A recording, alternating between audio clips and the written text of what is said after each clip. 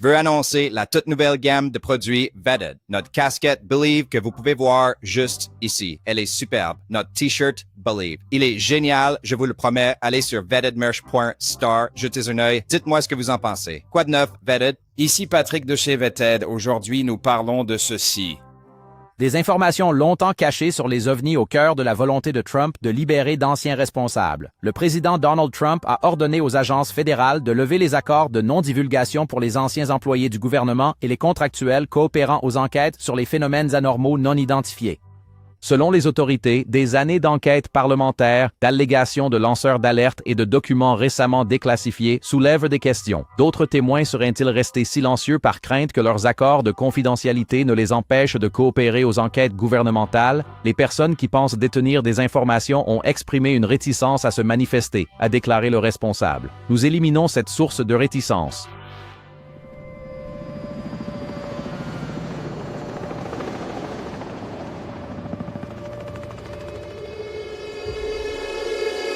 Salut, c'est Megan. Une question courte et sincère qu'on ne pose pas assez souvent.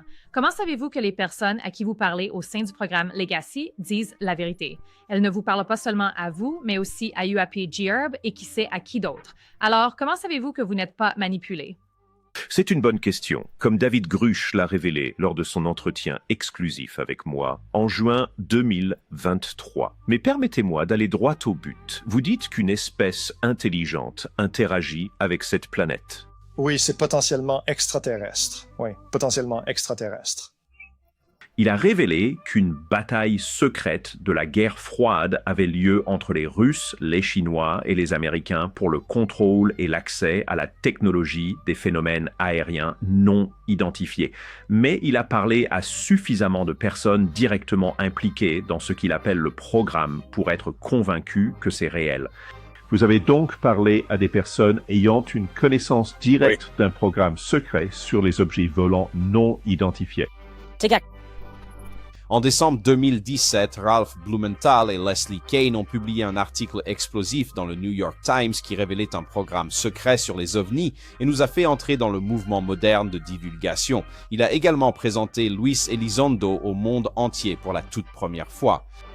Puis, en juin 2023, ces mêmes journalistes, Leslie Kean et Ralph Blumenthal, ont publié un article dans The Debrief, révélant également un programme secret sur les ovnis et présentant David Grusch au monde entier pour la toute première fois.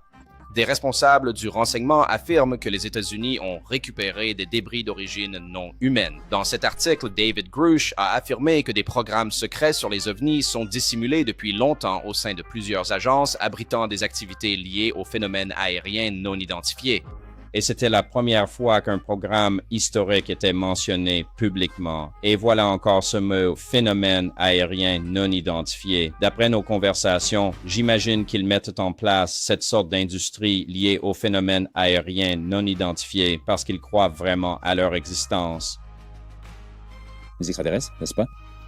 Il n'est pas nécessaire qu'il y ait des extraterrestres pour que cela arrive. Il suffit juste qu'il y ait des phénomènes aériens non identifiés. Ouais, sommes-nous manipulés par les définitions pour nous détourner du sujet? Expert en ovnis, UAP GERB, salut, comment ça va? Beaucoup de ceux qui se sont manifestés comme lanceurs d'alerte jusqu'ici, vous savez, font partie de la couche de sécurité qu'ils appellent l'oignon.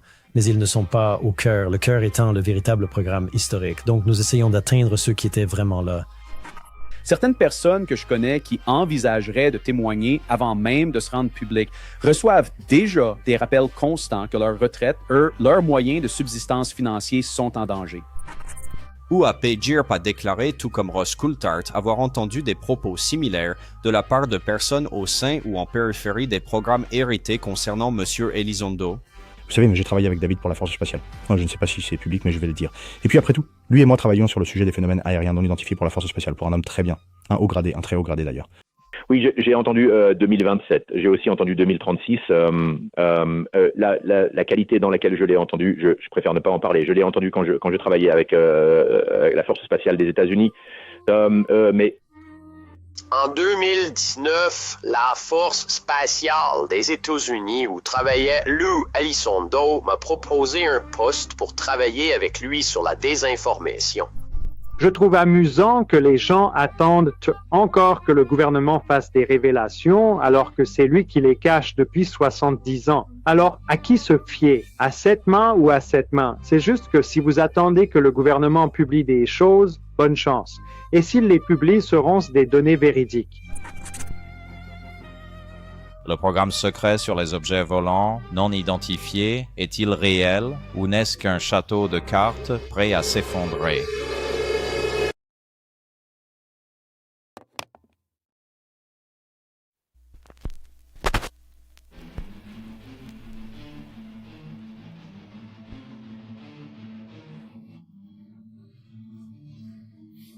Tant moi-même que le groupe d'études des phénomènes aériens non identifiés parlons à des personnes au sein du programme historique. Et alors qu'il y a quelques années, je ne parlais qu'à 1 ou 2 personnes, j'en parle à beaucoup plus maintenant. Des prédicateurs aux mensonges polis, de grandes affirmations cachant de petits mensonges. Alors maintenant que j'ai des informations que vous ignorez que je possède,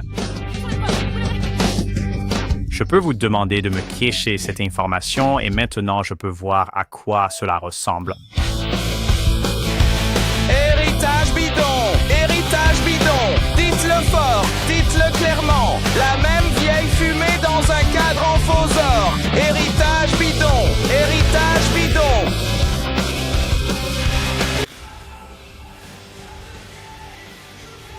Tu m'as proposé celle que tu voulais que je choisisse. J'ai essayé de deviner ton intention et j'en ai choisi une autre. Je ne sais donc pas comment tu m'as amené à choisir la carte que tu voulais.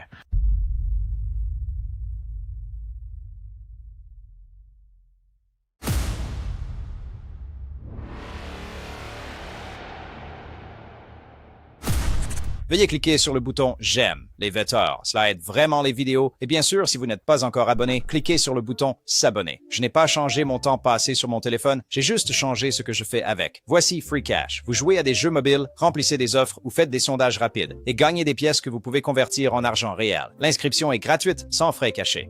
Dès mon premier jour, j'ai gagné entre 5 et 10 $. La plupart des utilisateurs gagnent régulièrement entre 30 et 100 $ par mois. Ce n'est pas un remplacement d'emploi, juste un complément de revenus intelligent. Free Cash a plus de 260 000 avis sur Trustpilot avec une note de 4,8 étoiles. Il est actuellement classé numéro 1 sur l'App Store au Royaume-Uni et numéro 2 aux États-Unis et en Allemagne. Ils ont déjà versé plus de 250 millions de dollars à leurs utilisateurs. Les retraits sont simples. 25 $ minimum pour votre premier retrait, puis aucun minimum ensuite. Vous pouvez être payé via PayPal, crypto-monnaie ou carte cadeau. Si vous voulez essayer, utilisez le code QR ou le lien dans ma description. Les nouveaux utilisateurs reçoivent un bonus de 10 $ après avoir terminé leur première offre. Assurez-vous simplement d'activer le suivi de l'application. Alors, qu'attendez-vous? Allez découvrir Free Cash. La vidéo d'aujourd'hui porte sur le programme UFO Legacy et sur la façon dont, potentiellement, je pense que c'est des conneries, ou à tout le moins, que les informations que nous recevons de certaines personnes dans la communauté à ce sujet sont des conneries. Alors laissez-moi exposer mes arguments. UAPJ prétend avoir des sources au sein et en périphérie du programme d'héritage OVNI américain comme indiqué ici dans ce tweet. Tout comme Ross Coulthard, j'ai entendu des déclarations similaires de la part d'individus au sein ou en périphérie des programmes d'héritage concernant M. Elizondo. Et le programme d'héritage OVNI américain a été décrit par beaucoup comme étant plus secret que le projet Manhattan. Je pense que l'une des grandes discussions à venir, du moins dans mon domaine concernant les programmes hérités, est de découvrir comment ils ont évolué, passant de ce qu'on pourrait appeler le projet Manhattan 2.0 à une approche totalement aveugle.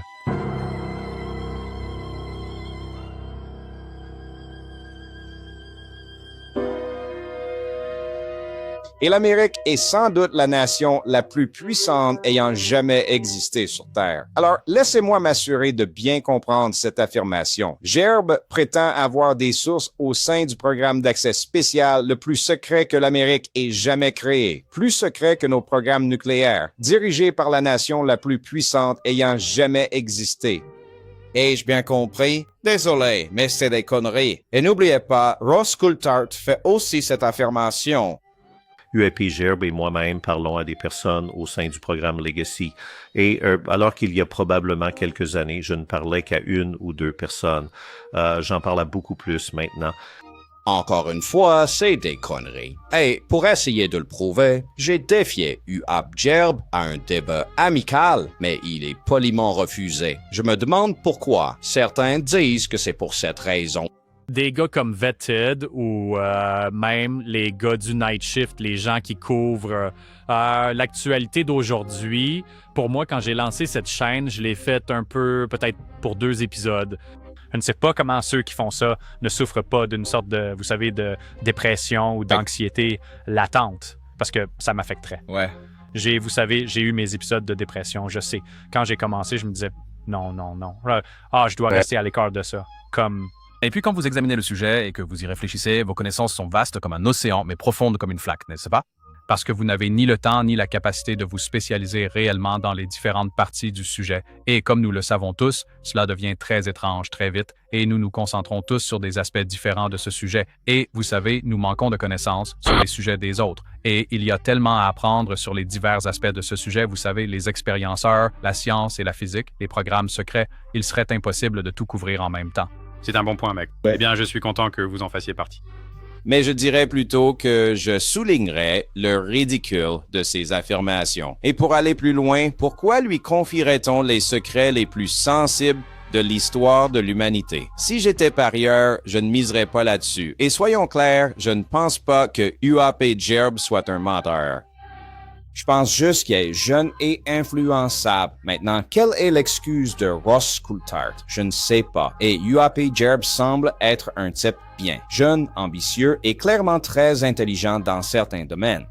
Mais ce que le fait d'être un peu plus âgé, comme moi, vous apprend, c'est que l'expérience peut être bien plus précieuse. Et combinée au savoir, elle devient une force irrésistible. Pour citer le grand philosophe chinois, Facetious, l'expérience apporte une valeur que même le savoir jalouse. Ça sonne bien, non? Eh bien, je viens de l'inventer. J'en ai berné certains, et peut-être que quelques-uns d'entre vous l'ont remarqué. Un peu comme un tour de magie. Je vais vous faire une petite démonstration, pas sur de la vraie magie, mais plutôt sur la façon dont les magiciens utilisent la magie pour obtenir des informations et comment cela est perçu par les spectateurs. Alors, par exemple, allez-y, tirez une carte. Oui, n'importe laquelle. Il faut que je prépare mon coup. Désolé, d'accord. Je vous Oui, cache pas de le souci. numéro Vous maintenant. l'avez? Oui, D'accord. regardez-la bien. Oui. C'est bon. Remettez-la. Ne répondez pas. Est-ce rouge ou noir? Votre œil droit, quand j'ai dit noir, a légèrement bougé. Donc, je vais supposer que c'est noir. C'était un choix libre. Vous auriez pu choisir n'importe quelle carte. Très bien. Super. Tenez, regardez ça. Mon doigt.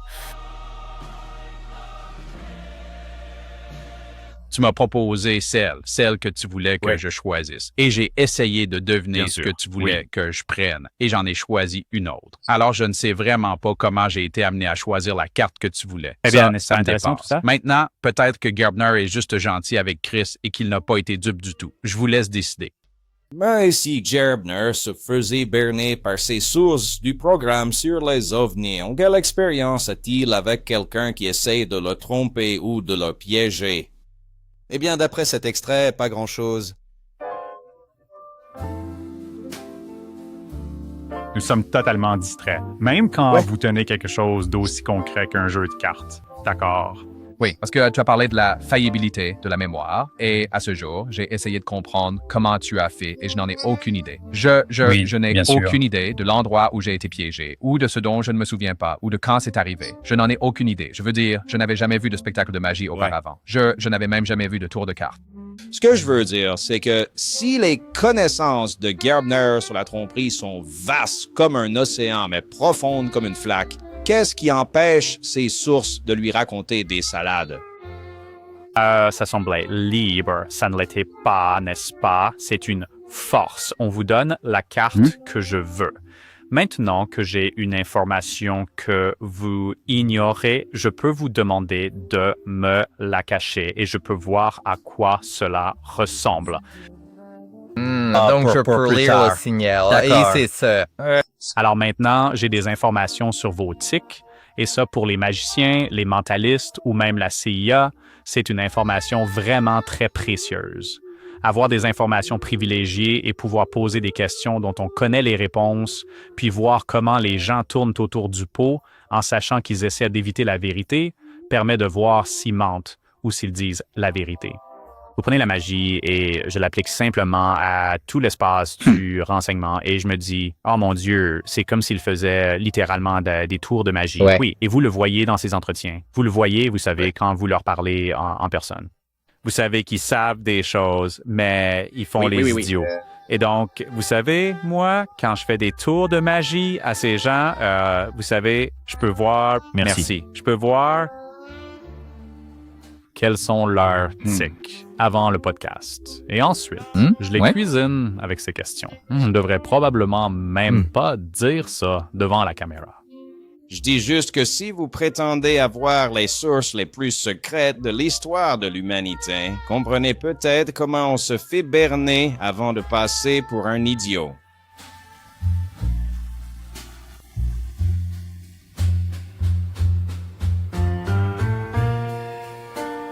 Et j'adore vous voir! J'adore vous voir! Bonjour Ross et Megan. Une question courte et sincère qui n'est, je pense, pas assez posée. Comment savez-vous que les personnes à qui vous parlez au sein du programme Héritage disent la vérité? Elles ne parlent clairement pas seulement à vous, mais aussi à UAP Gerbner et qui sait à qui d'autre. Alors, comment savez-vous que vous n'êtes pas manipulé? C'est une bonne question et franchement, c'est une question que les journalistes doivent toujours se poser et c'est pourquoi je ne veux pas entrer dans trop de détails car cela pourrait permettre d'identifier mes sources et le plus important pour moi est de protéger mes sources. Mais il existe une profonde frustration au sein de ce programme car le gouvernement doit savoir et doit s'informer sur ce qui se passe réellement. C'est pourquoi des personnes comme moi sont contactées et c'est pourquoi je me sens assez en sécurité pour dire ce que je dis. Car comme c'est souvent le cas en journalisme, on utilise plusieurs témoins corroborants pour vérifier les choses de manière indépendante. Et c'est à peu près tout ce que je peux dire pour l'instant, sans mettre en péril mes sources. Bonjour Ross. Le terme programme historique de phénomènes anormaux non identifiés est très utilisé dans la communauté, mais il est rarement défini clairement. Comment définiriez-vous ce programme historique? Pensez-vous qu'il existe réellement? Et si oui, quelle en est la preuve la plus solide? Merci, Marky. Oh, excellente question. Un grand merci à Marky. Voyons où cela nous mène. D'accord, eh bien je crois que c'était en fait David Grush lors de son entretien avec moi en juin 2023 qui fut l'un des premiers à utiliser ce terme, le programme historique. Eh bien, ce n'est pas tout à fait vrai, Ross. Tu vois, j'ai vérifié cette interview et le terme programme héritage OVNI ou programme héritage n'y est jamais utilisé. C'est juste appelé le programme. Mais il a parlé à assez de personnes directement impliquées dans ce qu'il appelle le programme pour être convaincu que c'est réel. Voyez-vous, en fait, le terme programme héritage OVNI a été utilisé ailleurs en premier, juste avant votre entretien avec David Grush par deux journalistes dont vous avez peut-être entendu parler. En décembre 2017, Ralph Blumenthal et Leslie Kean ont publié un article explosif dans le New York Times qui révélait un programme secret sur les ovnis et nous a fait entrer dans le mouvement moderne de divulgation. Il a également présenté Luis Elizondo au monde entier pour la toute première fois.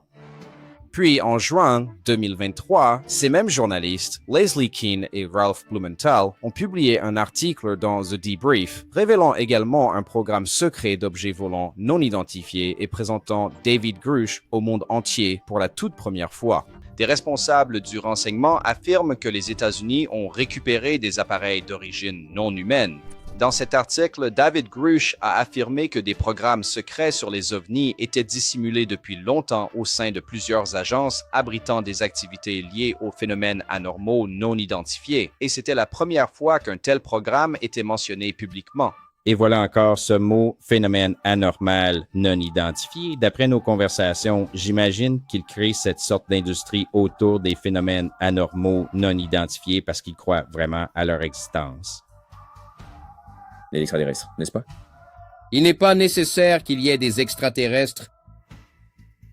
Pour que cela arrive, il suffit juste qu'il y ait des phénomènes aériens non identifiés. Oui, sommes-nous manipulés par des définitions pour nous détourner du sujet? Il y a cependant une condition. Vous voyez?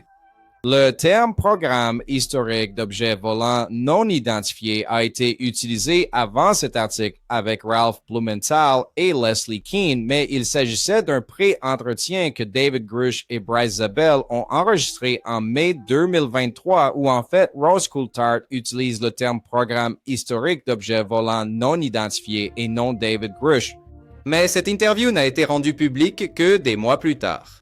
Vous avez donc parlé à des personnes ayant une connaissance directe d'un programme secret sur les ovnis. Oui, c'est exact. On pourrait dire qu'il s'agit d'un programme hautement secret et compartimenté qui existe au sein du gouvernement, de l'aérospatiale privée, du renseignement et du ministère de la Défense depuis au moins les années 1940. Donc au moins plus de 80 ans. C'est essentiellement un effort pour récupérer, analyser, retrouver et faire de l'ingénierie inverse sur une technologie non humaine présumée, des engins de phénomènes aériens non identifiés récupérés et une technologie hautement avancée associée d'origine non humaine, incluant des éléments biologiques non humains. Je sais que c'est une longue explication, mais c'est essentiellement le programme historique.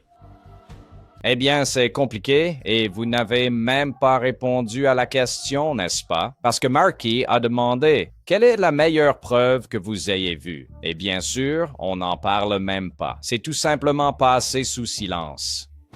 S'il est vrai que le prétendu programme historique du Pentagone récupère et étudie secrètement des engins non humains, voire des corps, alors où sont-ils? Mais venons-en au fait. Vous dites qu'une espèce intelligente interagit avec cette planète. Oui. Qui est potentiellement extraterrestre? Oui. Potentiellement extraterrestre?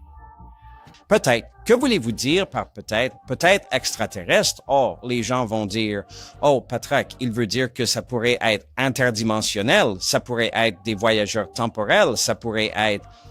Je ne pense pas. Laissez-moi expliquer. Vous vous souvenez de cet extrait que je viens de montrer? Il n'est pas nécessaire qu'il y ait des extraterrestres pour que cela arrive. Il suffit juste qu'il y ait des phénomènes aériens non identifiés. Ouais, vous voyez, mais je pense que les définitions sont où réside la vraie vérité. Vous voyez, dans cet article explosif du debrief de Leslie Kean et Ralph Blumenthal, David Grush l'appelle le programme Héritage OVNI, mais décrit ensuite des activités liées au PEN. Vous vous dites peut-être, quelle est la différence? N'est-ce pas la même chose? Ce n'est pas le cas. Et je pense que c'est l'ambiguïté de nombreux mots et de leur définition qui crée la confusion. En utilisant des termes très vagues, on vous laisse le soin de combler les lacunes, n'est-ce pas? C'est ambigu. Donc si je dis UAP, phénomènes anormaux non identifiés, vous pensez aux extraterrestres. Ils ne veulent pas forcément dire ça. Et s'ils disent OVNI, cela signifie objet volant non identifié. Encore une fois, cela ne veut pas dire extraterrestre. Mais vous voyez, c'est ce qu'ils veulent vous faire croire. Parce que ce sont des plaisantins et que nous sommes la blague. Prenez par exemple cet amendement introduit au registre du Congrès au Sénat en juillet 2023 qui a en quelque sorte figé différentes définitions utilisées par beaucoup dans la communauté.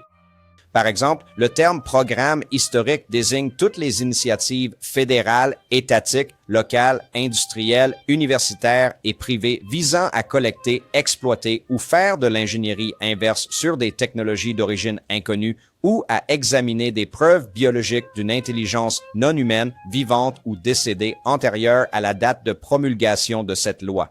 Et le terme intelligence non humaine désigne toute forme de vie sensible, intelligente et non humaine, quelle que soit sa nature ou son origine ultime, qui pourrait être présumée responsable de phénomènes anormaux non identifiés ou dont le gouvernement fédéral a pris connaissance.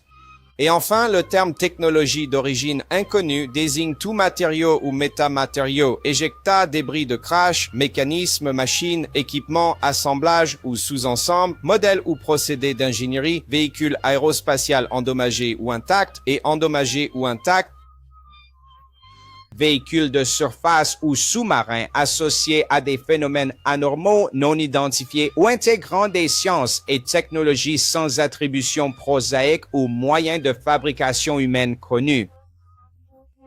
Voyez-vous, les deux définitions sont complémentaires. Intelligence non humaine équivaut aux êtres s'ils existent. Technologie d'origine inconnue équivaut aux vaisseaux, débris ou matériaux qui leur sont associés. Le projet de loi les traite séparément à dessein. Cela permet à la législation de couvrir les situations où il existe une technologie avancée inexplicable par la science humaine, des technologies d'origine inconnue, même sans confirmation d'aide, ou lorsqu'il existe des preuves d'être non humain avec ou sans technologie associée. Et la nuance importante est qu'une chose peut être qualifiée de technologie d'origine inconnue sans prouver qu'elle vient d'une intelligence non humaine. Le seuil pour cette définition est plus bas, il suffit qu'elle soit inexplicable par les capacités humaines actuelles. Et cela laisse beaucoup de place aux phénomènes aérospatiaux non identifiés sans extraterrestres. Et cela ressemble beaucoup à de la désinformation. Et il y a eu une personne en particulier à laquelle je pense. Vous savez, j'ai travaillé avec David de la Force Spatiale. Je ne sais pas si c'est public, mais je vais le dire. Et puis après tout, Lui et moi travaillons sur le sujet des phénomènes anormaux non identifiés pour la force spatiale, pour un homme très bien, un très haut gradé d'ailleurs. Oui, j'ai entendu parler de 2027. J'ai aussi entendu 2036. Je préfère ne pas entrer dans les détails sur la façon dont je l'ai appris. Je l'ai entendu quand je travaillais avec la force spatiale des États-Unis, mais on m'a offert un poste en 2019 au sein de la force spatiale des États-Unis, là où travaillait Lou Elizondo pour travailler avec lui sur la désinformation. Est-ce que Leslie Kean et Ralph Blumenthal ont révélé Louise Elizondo au public dans leur article explosif du New York Times pour qu'ils puissent ensuite répandre de la désinformation? Car n'oubliez pas, vous n'avez pas besoin d'extraterrestres. Il suffit de phénomènes aériens non identifiés. Il suffit de technologies d'origine inconnue qui, au bout du compte, pourraient tout aussi bien venir de Russie ou de Chine. Et c'est bien de cela qu'il s'agit, à mon avis. Cela ne signifie pas pour autant que ces phénomènes ne sont pas réels. C'est une chose différente. J'espère que personne ne confond car il s'agit du gouvernement américain qui propage un faux récit sur les extraterrestres pour dissimuler notre propre technologie humaine avancée afin que l'Amérique reste la première superpuissance mondiale. Et pour être honnête, peut-être quoi que ça ne me dérange pas, je ne sais pas. C'est beaucoup, vous savez, parce que je veux qu'il y ait des extraterrestres. Mais en même temps, vous savez, il n'y a pas d'extraterrestres. Alors oui, utilisons ça pour couvrir et protéger les Américains pour la sécurité nationale. Je ne sais pas. C'est un dilemme. Et il y a une force particulière au sein du gouvernement américain qui se prépare à un nouveau champ de bataille à l'ère moderne, l'espace.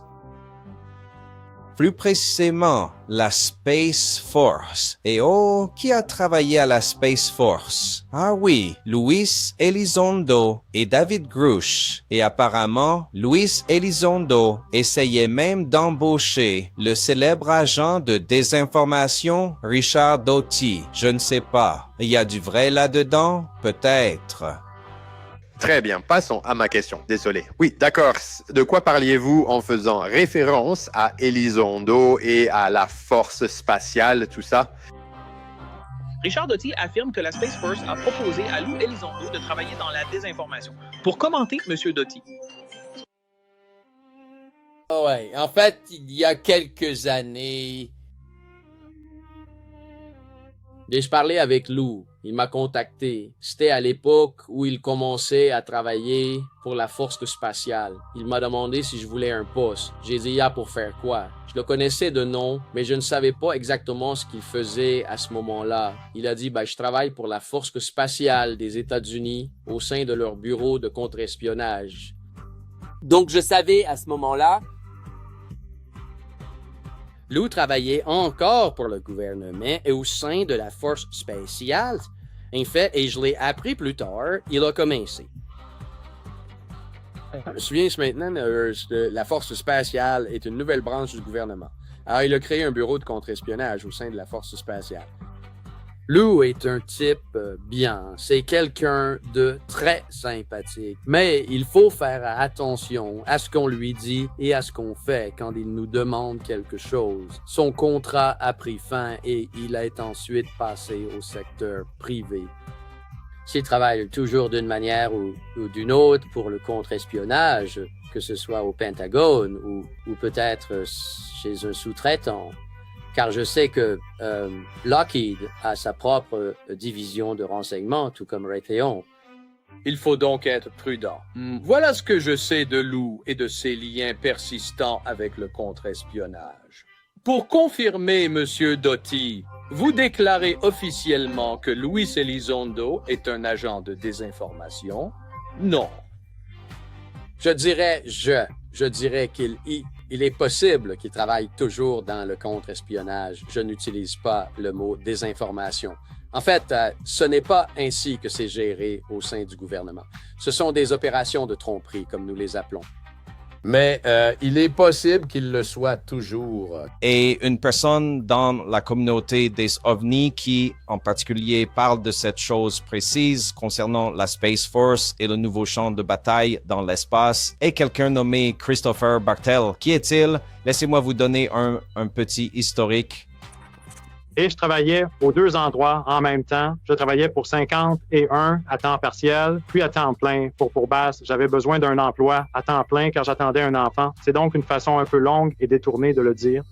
Et puis, un poste à temps plein s'est libéré chez CSC pour la mission Janet. J'y ai travaillé pendant un moment et j'ai en fait quitté Bass. J'ai quitté Bass. Je suis passé à temps plein chez CSC pour la mission Janet. Ensuite, des problèmes de salaire sont survenus et j'ai été contraint de retourner à mon ancien poste chez Bass, chez Bigelow Aerospace. C'est là que j'ai fini et j'y suis resté jusqu'à mon départ en 2018. Et puis, je suis venu ici au Kansas et je suis toujours officier de police fédérale et 16. Je pense qu'on peut voir que Chris Bartel a tout un CV, n'est-ce pas? Un parcours extraordinaire. Vous savez, nous voulons la divulgation et je suis aussi pour la divulgation. Mais quand une certaine faction demande au gouvernement de publier toutes les données ou peut-être de révéler la technologie que nous avons et peut-être qu'elle est extraterrestre, je ne sais pas, je ne peux pas confirmer cela.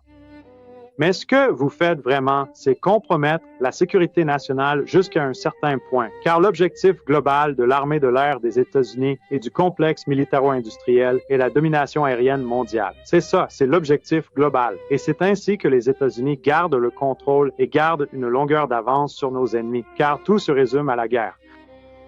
Vous savez, tout cela se résume à la guerre, avec la perte de vies humaines et tout ce qui accompagne la guerre, tout ce qu'il y a de pire. Les États-Unis veulent donc rester à la pointe des plateformes de combat. C'est pourquoi sur certains sites comme la Zone 50 et 1 ou le site d'essai, cette nouvelle technologie est testée pour que nous gardions cet avantage. Je suis donc tout à fait pour la divulgation, mais je trouve aussi amusant que les gens attendent encore que le gouvernement fasse des révélations, alors que c'est lui qui les cache depuis 70 ans. À qui faire confiance? À cette main ou à l'autre? Si vous attendez que le gouvernement publie des informations, bonne chance. Et s'il le fait, seront-elles véridiques? Récemment, lors de la première en direct de mon entretien avec Gene Sticco, Chris s'est présenté et a laissé quelques commentaires intéressants, des choses que j'avais déjà vues, mais encore une fois, il l'a exprimé si succinctement que je dois vous le montrer. Lou et Grush travaillent pour la Space Force. Colonel Brooks, panel de 2025, nous avons des objets volants non identifiés qui font des activités de divulgation pour prendre les devants sur le récit. Citation directe parce que nous sommes dans une course à l'espace avec le Parti communiste chinois. Et j'ai trouvé un extrait de ça. Colonel Brooks, comment allez-vous régler ça? Alors, même s'il a raison, il faut encore examiner le volet politique. Et pendant que ce volet est à l'étude, ce que nous avons fait au sein du SAF-AI, c'est essayer de prendre le processus de divulgation à l'étranger et de nous assurer qu'il soit plus adapté aux besoins. Par exemple, nous avons placé des agents de divulgation à l'étranger à la Space Development Agency ou au SWAC. Et nous avons également repris certaines des autorités qui étaient généralement maintenues au niveau du secrétariat de l'armée de l'air. Nous les avons déléguées aux officiers de divulgation à l'étranger des commandements sur le terrain afin qu'ils puissent mener eux-mêmes certaines activités de divulgation. Cela vous permet, dès le début de la conversation, d'aborder les questions de divulgation et de classification. L'objectif est d'atténuer certains problèmes avant qu'ils ne deviennent critiques. C'est l'approche que nous avons adoptée. Je ne nie pas qu'il reste probablement du travail politique à accomplir.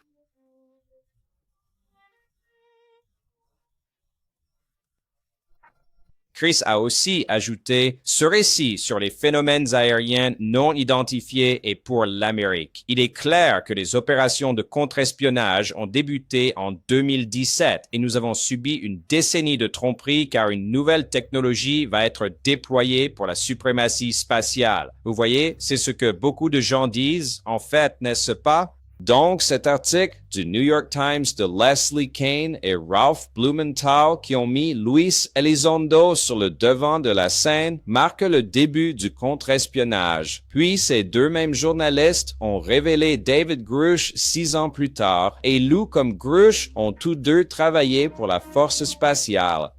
Expert in ovnis UAP gear. Nous avons l'ancien commandant de l'armée de l'air et officier de renseignement très expérimenté David Grush, qui a témoigné en 2023 devant le Congrès sur l'existence de programmes coordonnés de récupération d'épaves, d'ingénierie inverse et de surveillance de véhicules techniques non humains. Alors, qu'en pensez-vous?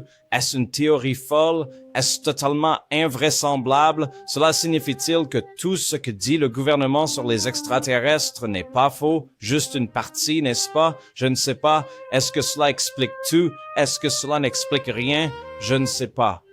Mais cela me semble plus logique que la plupart des conneries que j'entends de la part de gens comme UAP Girb et Ross Coulthard, sans vouloir vous offenser. Voici un extrait de UAP Girb assis avec Eric Burleson parlant du programme Legacy et de la recherche de personnes au sein de celui-ci.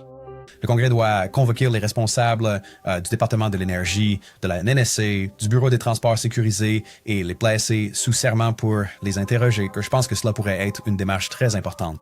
Oui, c'est quelque chose que nous pouvons certainement examiner. Pour l'instant, nous nous concentrons sur la tentative d'obtenir.